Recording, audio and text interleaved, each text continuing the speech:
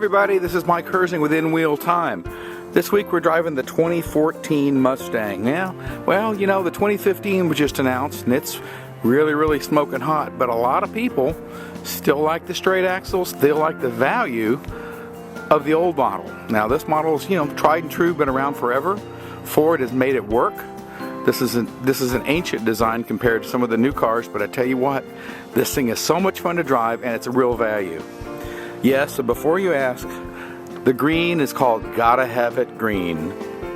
You know, it thinks to me like it ought to be like Kermit. You know, it ain't easy being green. But, you know, look at the looks of the car. Ford has changed it every single year. They've done a little bit just to keep it relevant. Sales are good. You know, sure, they've been struggling against the Camaro, which is a lot newer. Then you've also got the Challenger, which is a lot newer. But the Mustang still holds its own. Let's look around the back. From behind, the Mustang is still stepped aside. It's got the sequential taillights.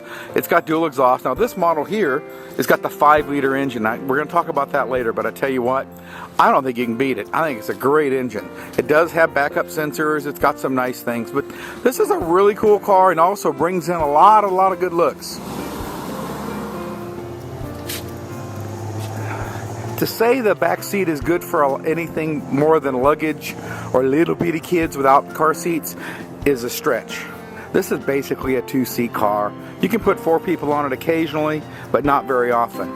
This particular model has got Recaro seats. Now that's an option, and it's an expensive one.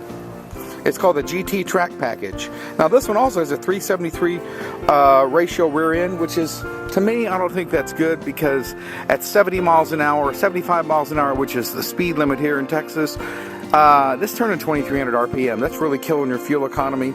It's a 6-speed manual. You know, I think it could handle a taller rear end. This is not a race car. It's got definitely old school classic dash. It's got Sirius XM radio. It's got a great shaker sound system. Automatic temperature control here. It's got you know, it's got everything you want. Nice, great stereo, you know, controls. The Ford Sync is in there, which is a really good hands-free system. This is so classic Mustang. My favorite thing is right in between the 2 upper vents, you've got a power plug, which is perfect for those really favorite Escort radar detectors. Now, this has got the Recaro seats. They are pretty comfortable. They're as good as the GT 500 seats. Center console small. Cup holders, yes, they're there. This is a Mustang, folks. It doesn't have a lot. Now this model does have some traction controls and some backup sensors and things like that, but you know, it's still pretty basic. The excitement is under the hood. Under the hood is where the magic happens, folks.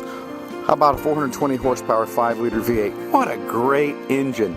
This thing just feels good. I know that everybody wants the GT and everything, but for driving around and just enjoying yourself, this thing is awesome. Now, granted, you want to save some money, you can go get the V6. They do have a 305 horsepower, 3.7 V6. Great thing. You can pick these things up in the low 20s. I've seen dealers that are starting these things at $19,999 for the pretty basic Mustang. You know, kind of a nice kid's car. This particular model has, you know, the spoilers and all that other GT Track Package, but base prices on this one is $34,000. It's got $5,200 worth of options, so it's got a $40,000 sticker. I bet you can get it for a lot less than that. Seeing as how the closer you get to the 2015s coming out, the more and more these things are going to be discounted. I tell you what, folks, one thing about it though, they've got the bugs worked out. It's a little noisy in the interior because of the big wheels and tires, but other than that, it's sure fun to drive. Fuel economy, of course, you don't buy a Mustang, you get 26 on the highway, 15 city. It says 19 average. I think I'm averaging about 19.6. And if it had the taller rear end in it, it would definitely be another mile per gallon or so, because that makes a difference. Now, it's fun to drive. Anybody that's looking for a pony car, if you're looking for any of the 300Z or 370Z, you're looking at probably Camaro, Challenger. You've got to put Mustang in the mix. Granted, the new one is coming out, but tell you what, it's sure hard to beat the old one. This is Mike Herzing with In Wheel Time. You can find us on inwheeltime.com or Facebook /In Wheel Time. Talk to you soon.